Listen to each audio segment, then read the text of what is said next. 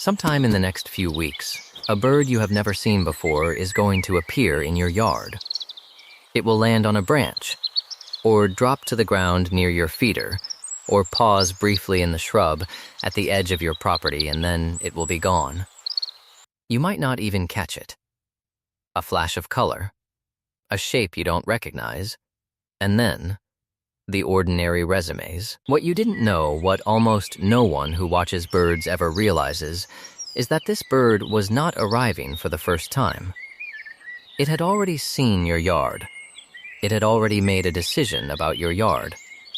And depending on what it found, it had already classified your property as worth stopping at, worth eating from, worth trusting or not. Migrating birds are not wandering. They are navigating, and the instrument panel they use to read your yard is so precise, so multi-layered, and operates on so many simultaneous frequencies that researchers who study it full-time describe it as one of the most complex sensory events in the animal kingdom. By the time that bird lands, it will have sensed things about your yard that you have never thought to offer, and things you didn't know you were broadcasting. And the final thing I want you to understand, the one that reframes everything else, is what the birds who don't land are actually telling you. If you've ever wanted to know what your yard looks like from the sky, at night, from 20 miles away, this is that video. Subscribe now, because what migrating birds are able to sense about your yard before they ever reach it will permanently change how you see your own backyard. Before a migrating bird can assess your yard, it has to find it. And the way it finds it is nothing like the way you'd expect. For decades, scientists assumed bird migration was mostly visual, that birds followed coastlines, mountain ridges, river valleys, landmarks, the way a driver might follow a highway. That assumption was wrong, or at least incomplete in ways that matter enormously. The research that began dismantling it happened slowly, but one of the clearest early findings came from work conducted at the University of Auckland, where scientists studying European robins found that the birds possessed a magnetic compass, not a simple pull toward magnetic north, but a quantum-level sensor embedded in proteins in the eye called cryptochromes. These molecules interact with the Earth's magnetic field in a way that appears to give birds a visual overlay, something like a map projected over what they're actually seeing. The bird doesn't feel north. It may literally see it. But that's only the beginning.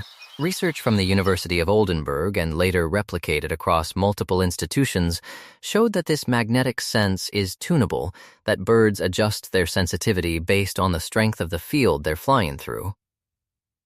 When human-made electromagnetic interference was introduced around caged robins, their ability to orient correctly collapsed. They became lost in a field. This is why dark sky communities and rural areas with less electrical interference consistently show higher migratory stopover rates. The birds navigate cleanly. The signal is loud. What this means for your yard is that geography matters less than most people assume. A bird in migration is not simply following a valley or a river. It is reading the field. Your yard sits somewhere on that field, and already before the bird is anywhere near you, it knows roughly where your yard is in the grid. Most people don't know the birds are reading the planet itself. But they are, and what they do with that information once they get close is where it becomes personal. At an altitude of 2,000 to 3,000 feet, which is a common cruising altitude for many small songbirds during nocturnal migration, your yard is invisible in any detail. But it is not invisible. What a migrating bird can detect from that height, according to canopy analysis research conducted by the Cornell Lab of Ornithology, is the structural outline and density of vegetation. A mature oak looks different from a spruce.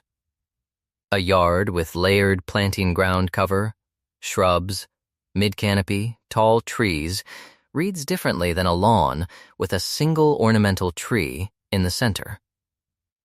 The bird cannot see your feeder from 2,000 feet. but it can see whether your yard is the kind of place that is likely to have food. This matters because most migration happens at night. Birds that departed at sunset and most of the small songbirds, the warblers, the vireos, the thrushes, are traveling in darkness. They are not descending because they see something appealing. They are descending because they have read the landscape broadly enough to determine that this area is worth investigating. Specific yards, specific trees, specific features only become apparent once the bird has made a preliminary commitment to come lower. Research published in the journal Global Change Biology, using radar data, from Birdcast found that urban and suburban areas with higher tree canopy cover act as what the authors called ecological attractors for migrating.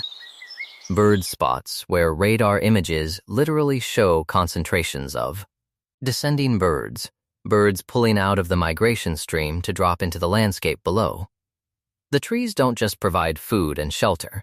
They are visible signals, broadcast upward, that say this area has been structured by ecological processes you can trust. Nobody tells the backyard birder that when they plant a native tree, they are changing what their yard looks like from the sky at night. But that is exactly what they are doing. This is the part that surprises researchers when they describe it to non-scientists.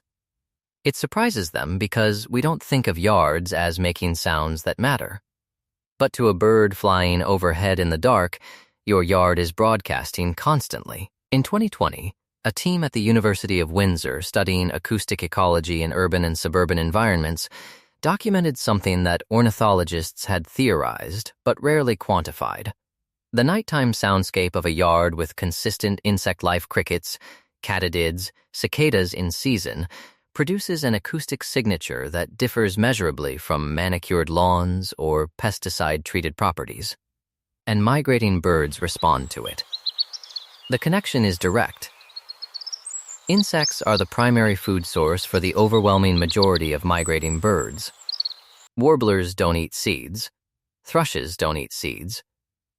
What they need at a stopover is protein, and protein during migration means insects.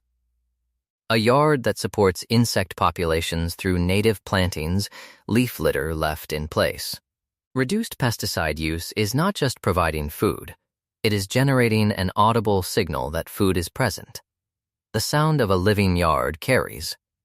But there is a second acoustic layer that is stranger and more remarkable.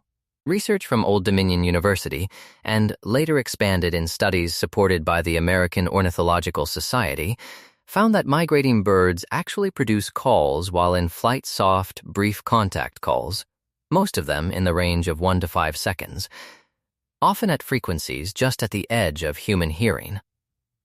These flight calls function as a kind of ongoing social navigation. Birds respond to each other's calls.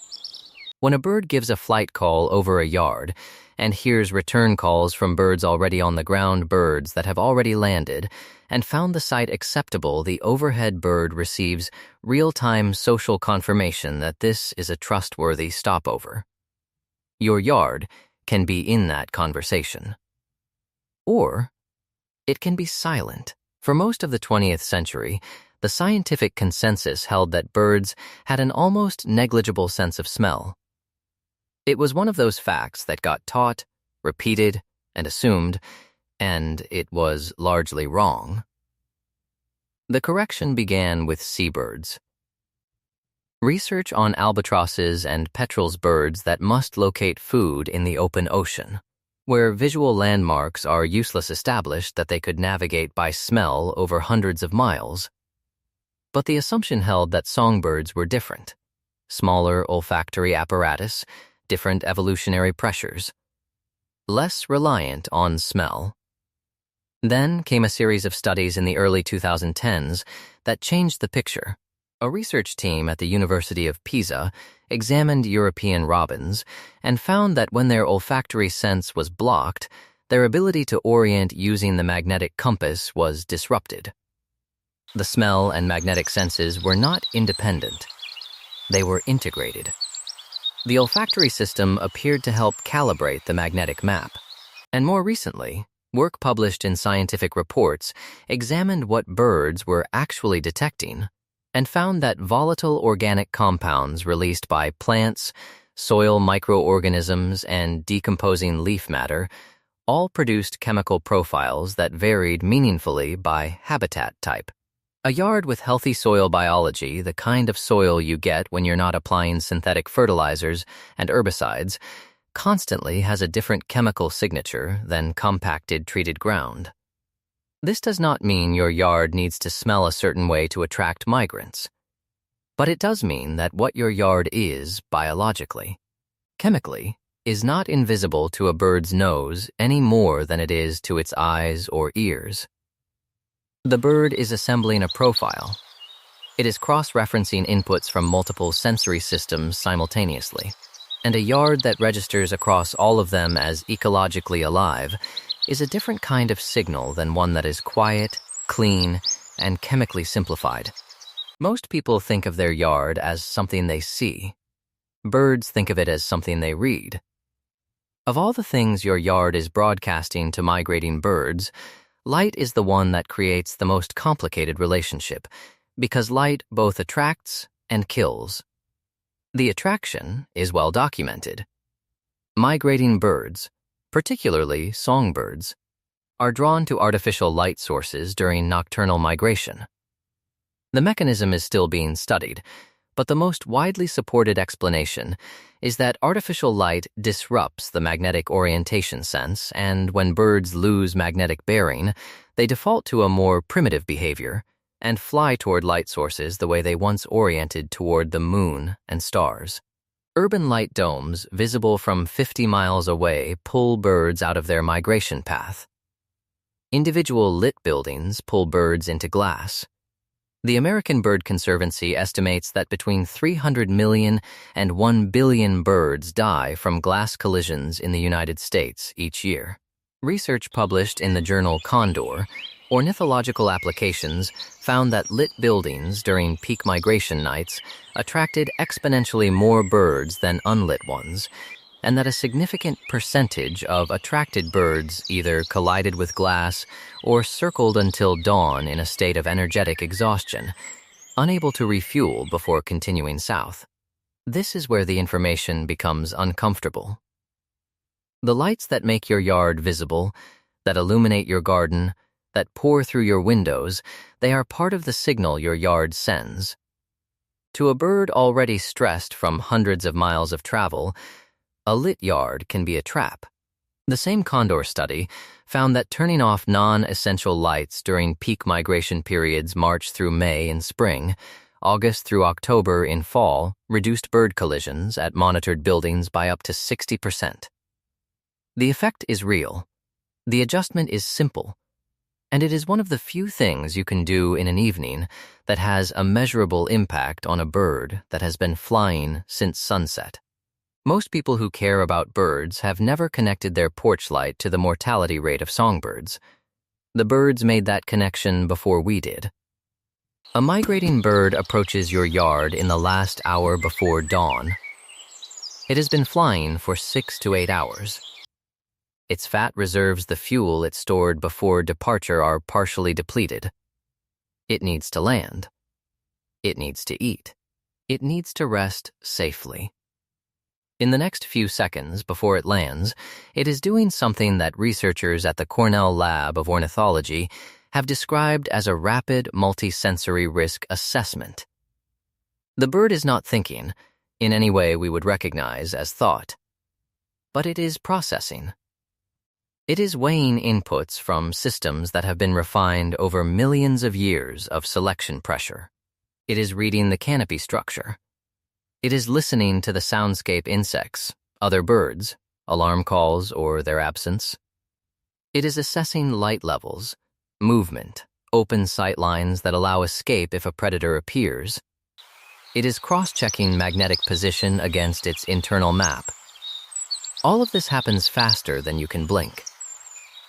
And the bird makes a decision. What we know from stopover ecology research, a field that has grown substantially in the last 20 years, anchored by work at institutions including Acadia University and the University of Illinois, is that birds do not choose stopover sites randomly. They return to sites. They share site information socially. A yard that hosts one successful migrant, one bird that arrives, feeds, rests safely, and departs in good condition is more likely to host another because other birds observe the behavior, hear the contact calls, and update their own assessment accordingly. This is what makes the decision moment matter beyond a single bird. Every migrant that lands successfully in your yard is, in a sense, an endorsement, and every endorsement changes what your yard is in the larger network of migration. I want to end here because this is the part that changes how you look at your yard. There are birds that flew over your yard last night. Many of them. Birdcast radar data makes this undeniable on peak migration nights. Millions of birds move through the skies over suburban North America, and any given yard sits beneath a stream of birds that is often invisible and almost always unacknowledged. They flew over while you slept. They assessed. And most of them kept going. Most people, when they think about migration, think about the birds that arrive. But the more meaningful information is in the birds that pass. Because those birds made a choice, too. They found the yard below them and decided it did not have what they needed. Maybe the canopy was too sparse. Maybe the insect life was absent. Maybe the light was confusing. Maybe there were no contact calls from birds already on the ground, no social confirmation that this was a place worth trusting. The birds that don't land are not ignoring your yard. They are reading it, and they are telling you something. This is not meant to make you feel that your yard has failed. It is meant to make you understand that your yard has always been in this conversation silently, without your awareness, in the dark above your house, while you were somewhere else entirely. The birds have been making decisions about your property for as long as there have been birds and migration paths. You just didn't know you were part of it. What changes when you know is the direction of the relationship. You can begin to make choices: native plantings, leaf litter, reduced light during peak migration windows, water not because someone told you it would help, but because you understand what your yard is saying to a bird 40 miles away that hasn't arrived yet. You understand that your yard is not just a space you maintain. It is a signal. It is a landing pad. It is a rest stop on a journey that has been happening since before your house was built, before your street was laid, before anyone planted anything here. The bird that shows up at your feeder on a cold October morning with a species profile you've never looked up before, that bird chose your yard. It read everything your yard had to offer, from a height and a distance you can barely imagine, and it decided that here was worth stopping for. You were already in the conversation. Now you know you're in it. I want to ask you something specific. Think about the migrants you've noticed over the years, the birds that appeared once, briefly, and then were gone. Where were they? What were they doing? Tell me in the comments. The more specific, the better. If you've ever had a yard full of warblers during a fallout, a grounded migration event where birds drop suddenly due to weather, I especially want to hear about that. What it looked like. What you remember. And if someone in your life has a yard and doesn't know yet that it's part of this, that migration is passing over it every fall and spring, share this with them. Because the birds already know.